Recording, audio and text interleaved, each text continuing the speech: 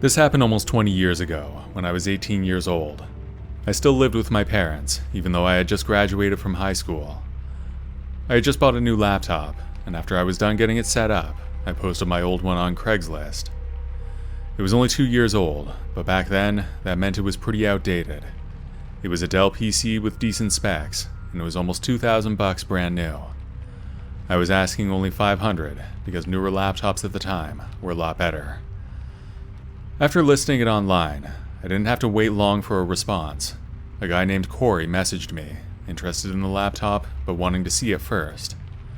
I wanted to set up a time to meet the following week, when I would be downtown. That way we could meet at a coffee shop or something. When I suggested that, Corey said that he needed it right away. For that reason, I agreed to let him come over to my house. I knew it would be smarter to meet in a public place, but our house was in the suburbs, and I didn't have a car. I know it was lazy and stupid, but I gave him my home address. My parents weren't home, but I figured it would be a quick sale and didn't think anything would go wrong. Corey showed up later that day. It was a Saturday at around 7 p.m. I saw an older van pull into the driveway, and a man got out, but he wasn't alone. He had another guy with him. Both of them were at least 30 and much bigger than me. As soon as I saw them, I felt a little scared. Something about their presence felt off, but I brushed the feeling aside. After all, they were just there to look at a laptop. I let them in, and we set up in the kitchen. I began showing the laptop to Corey, and then his friend immediately asked me to use the bathroom. I pointed him in the right direction, which was just around the corner and down a short hallway. Then I focused on showing the laptop to Corey. About 10 minutes passed while we were looking at it. I had erased it beforehand, so it was basically running as new. Then I suddenly realized that the other man hadn't returned from the bathroom. "Hey, is your friend all right?" I asked Corey. "Yeah, it can take a while sometimes. Don't worry," he reassured me. I listened as closely as I could and heard footsteps, but they weren't coming from the bathroom area. They were coming from upstairs. Since it was just the three of us in the house, I knew it was him. The bathroom is on the main floor, so there was no reason for him to be up there. That was when I started to panic internally, but I tried to hide it. I casually asked Corey about his friend again, hoping my nervousness wasn't showing. His response was cold and intimidating. He placed his hand on my shoulder, not in a friendly way, but with a lot of pressure. He told me not to worry about it. His grip tightened painfully, and in that moment, I knew this was more than just a sale gone wrong. We were being robbed. That was probably the plan from the beginning. Panic set in, but I tried to keep my composure.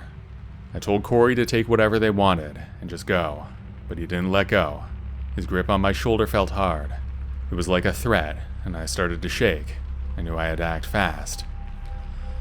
I managed to break away and ran to my dad's office on the main floor, locking the door behind me. I left my phone on the kitchen table, which was a stupid mistake. Luckily, though, there was a landline in the office where I was, so that saved me. My heart was pounding as I dialed 911, frantically explaining the situation to the dispatcher. The minutes waiting for the police to arrive were the longest of my life. I could hear the two men stomping around the house, probably stealing whatever they could find. They must have known the police were on their way, because they took off within minutes. I watched out the front window as they went back to the van on the driveway and sped away. When I was sure they were gone, I came out to see what was taken. The only things I noticed missing on the main floor were the small TV in the kitchen and the laptop that I was selling.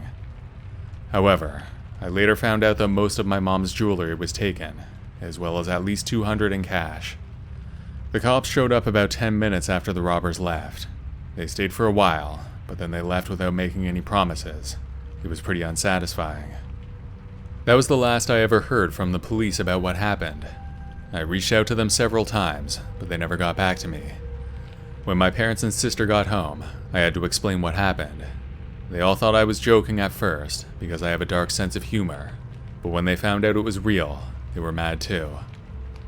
I would estimate the losses at around $3,000, which was a huge amount of money for me at the time. Since it was all my fault, I had to pay it back. That was basically my whole summer of work down the drain. It was the last time I met a strange person off the internet. If I were ever to do it again, there'd be no way I would let them come to my place. It's public or no deal, without any exceptions.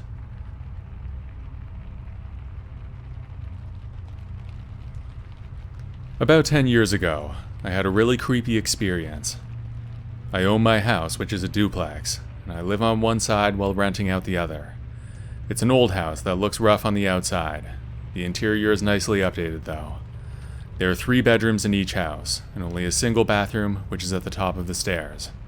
That's the same for my place, and for the rental. My tenants at the time were a young family, parents and 3 kids. They were great tenants, never late on rent and always friendly. But as their family grew, so did their need for space. It was a tight fit for a family of 5, especially as the kids were getting older. From what I heard, they found a bigger house, but it was pretty far away in a new development, about 2 hours away. They had lived there for almost 5 years, so I was sad to see them go, but it was definitely for the best. When they moved out, they left a few things behind, an old kitchen table and a bunch of kids' toys. Before they went, the mother asked me if it was okay for them to leave those things there. They didn't have time to deal with them, so I was happy to let them leave it. Either I would sell them, or leave them for the next renters. Once they were gone, I went in to clean, paint, and do some minor repairs. In the middle of the room, there was an old kitchen table and a small pile of toys, presumably that the kids had grown out of. I realized right away that it wouldn't make much sense to leave them in the unit, so I put them on Craigslist that evening when I was done with my work. The table went quickly, but the toys didn't get as much interest. It took weeks before I got a message. A guy was interested, and we set up a time for him to come by and pick them up. I asked him to come on a Saturday afternoon, because I was going to be around all day. In the morning, I was in the rental finishing up some repairs, mostly just patching up some dings in the walls.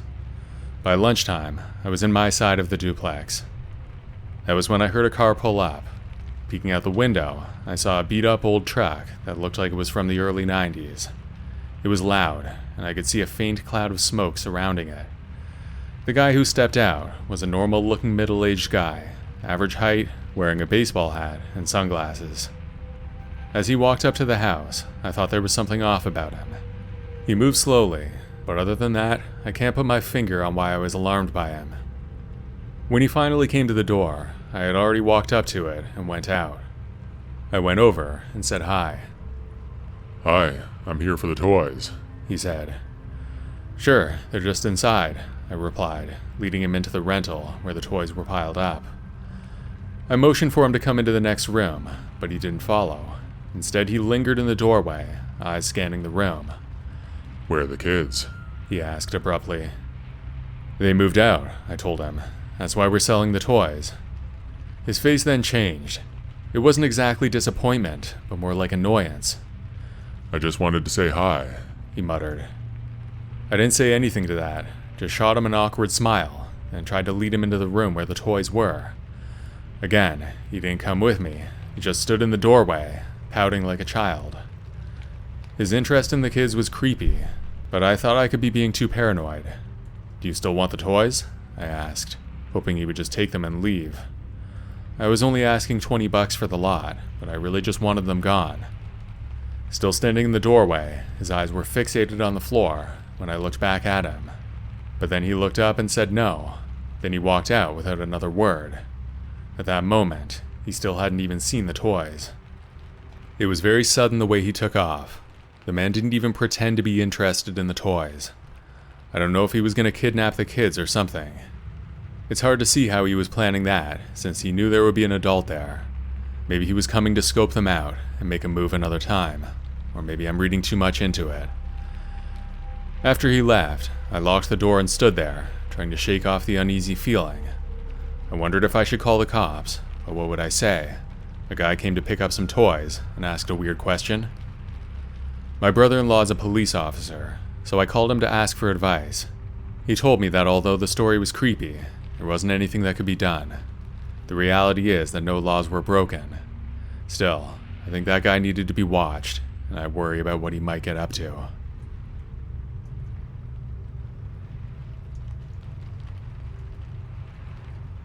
This happened during the summer before my last year of college. I decided to transfer to a school outside my hometown because I was ready for a change. Also, my new city was a better place to find a job, so I decided it would be better to go out there for my last year. Since I didn't know anybody out there, I needed to find a place before moving. My summer job went until the second last week of August, so it was tough to do that. In the evenings, I was searching online to find a place. I was getting desperate as time went on, so I was sending out a lot of messages, even for places where I didn't really want to live. I found a posting for a room that seemed pretty good though. Affordable, well located, and just the right size. The pictures were decent too. Nothing fancy, but clean and bright. It was a room in a house with roommates, all of whom were students at my school. I was excited about that, because I didn't have any friends in town. The landlord and I sent a few emails back and forth, then we talked on the phone. He said it was okay if we never met in person, but he wanted first and last month's rent before he would give me the place. I was nervous about that, but it seemed like there was no other choice. I wired the money as he asked. Then he sent me a lease to sign. It all looked legit. Once I signed it and sent it back, I was relieved that I finally had somewhere to live. My summer job ended just 2 weeks later, so I headed to my new home. The drive to my new city was long, about 8 hours. My car was filled up with everything I owned. When I finally pulled up to the address, the house before me looked just like I was expecting. It was old, but looked well maintained, for a student house anyway. I parked my car on the street, then grabbed my backpack from the passenger seat. I was expecting the landlord to be waiting for me, because I needed to get the keys. We talked mere hours before, so he knew when I was going to be there. I walked up to the house and rang the doorbell. After a minute, someone answered, looking at me in a confused way. The person who answered looked like a student around my age, one of my new roommates, I thought. I explained that I was there for the room, and asked if the landlord was there. The person then told me that I must have the wrong address, because there were no empty rooms in that house. I apologized and walked back to my car. Then I pulled out my phone to make sure the address was right. Everything matched up, so I didn't know what was going on.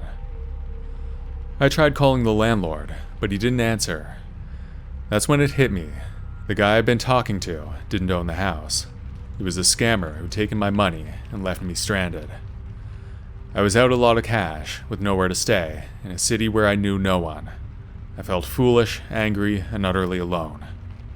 I spent the next few hours at a local coffee shop, using their Wi-Fi to search for accommodation and to report the scam. I couldn't find anywhere to stay that wasn't way too expensive, so I spent the night in my car. Luckily, it was summer. The next day, I had a choice to make. I could either stay there and keep looking for a place, or I could drive home. Since school began in just over a week, the choice was simple. I needed to stay. Later that day, I reported the scam to the police and to Craigslist. I didn't have much hope of getting my money back, but when I talked to the police, they seemed to think that they could trace the money transfers that I used. They seemed to think the scammer might have been dumb enough not to consider it. That did little for me at the moment though, because my already tight budget was even worse. I spent the next 2 nights in my car until a place finally came up. It was a room in a large basement apartment with 6 roommates, several of them sharing rooms. It was a real dungeon-looking kind of place, but it was better than my car. The rent was cheap, but it was definitely the worst place I've ever lived. In the end, I did get my money back, and the fake landlord was caught. As the officer told me, they were able to trace the money transfer to a throwaway email address that was linked to the guy's real address. It was simple enough for the cybercrimes unit. I don't think he did any prison time, but he got some probation and a fine. That's good enough, I guess. I was just glad to get my money back.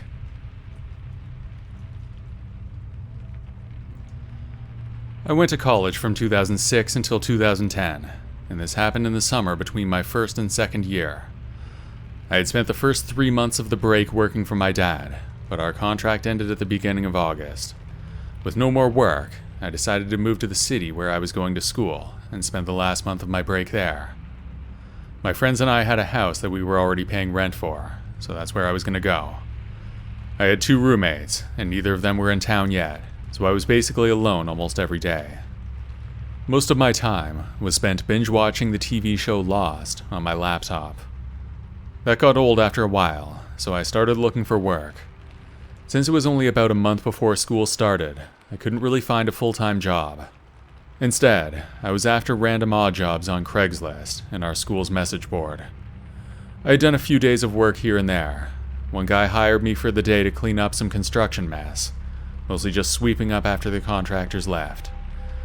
Another time, I spent a day helping somebody who trims old trees, just random stuff like that. I was at home one day, scrolling through Craigslist, when I saw another posting. Someone needed help moving. It seemed pretty straightforward, so I shot them a message. The reply came quickly, and we arranged to meet the following day. I didn't think much of it at the time, just another day of work, hopefully. He picked me up in a large white van. We exchanged hellos and brief pleasantries. He told me his name was Jim, and then we went off. As we drove, he didn't say much, just the occasional nod and grunt in response to my attempts at small talk. Not a big deal or anything, but it was uncomfortable. He seemed awkward, but that was fine. We were on the highway for at least half an hour, and I didn't know the neighborhood we were in. It looked nice though, new at least. We pulled up to a house in a neighborhood that looked like all the others. It was a real cookie-cutter neighborhood, where each house was one of 2 or 3 different designs. It was obvious that it was new, because some of the houses were still under construction. I got the impression that most of them weren't occupied yet, because few of the houses had any cars parked in the driveway, and I didn't see many other cars or people walking. The one we pulled up to was a 2-story gray brick house with a 2-car garage. There were no lights on that I could see, and the curtains were all closed. He parked in the driveway, and we both got out.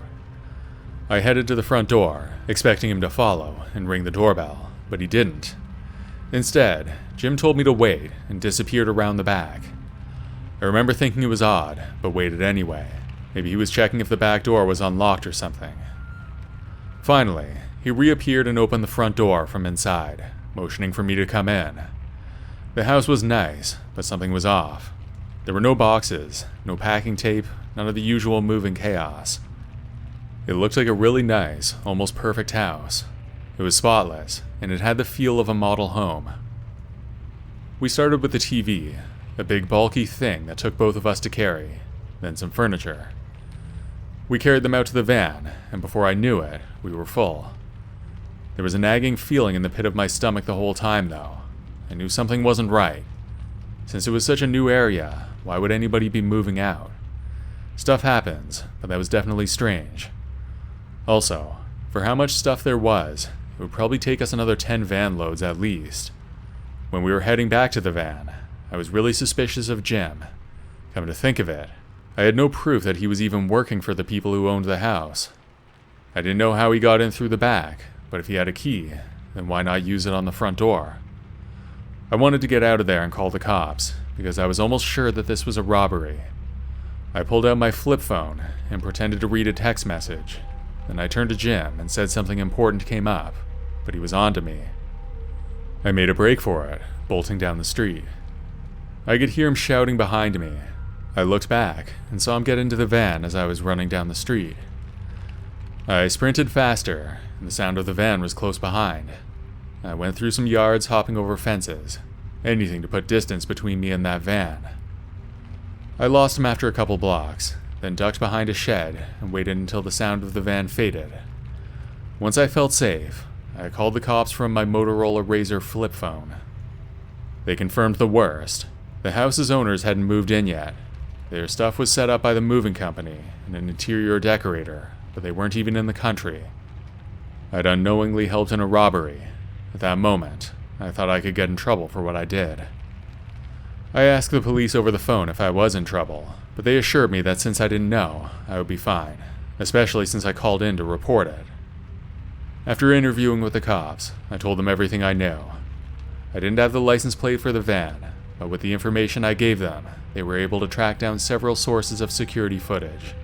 With that, they caught both the van's license plate and several images of myself with Jim. Jim was obviously not his real name, but he was caught later that day. He was arrested, and the stuff was brought back to the house. We also found out that this was not his first visit to that place. He had been robbing that house every day for almost a week. The neighbors didn't notice, because everyone was new. I guess he made off with some smaller things, then he got greedy and needed help. That's where I came in. Jim could have quit while he was ahead, but he wanted more, and he got caught because of that.